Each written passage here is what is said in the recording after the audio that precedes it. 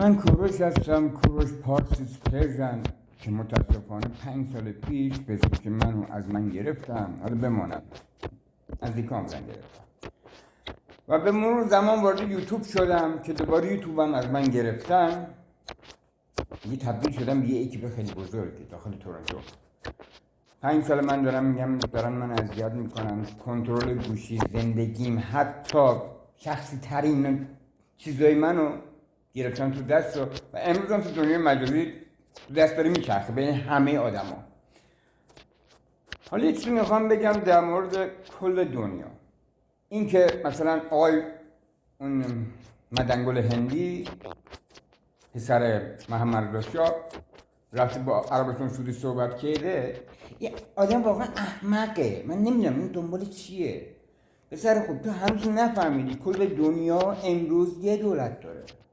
وقتی که ریاست جمهوری آمریکا میخواد رأی گیری کنن و کاندید میشن، کل دنیا با خبر میشن. نه که بگم آمریکا دولت کل دنیا هست، نه، آمریکا دست نشونده اون دولت هستش.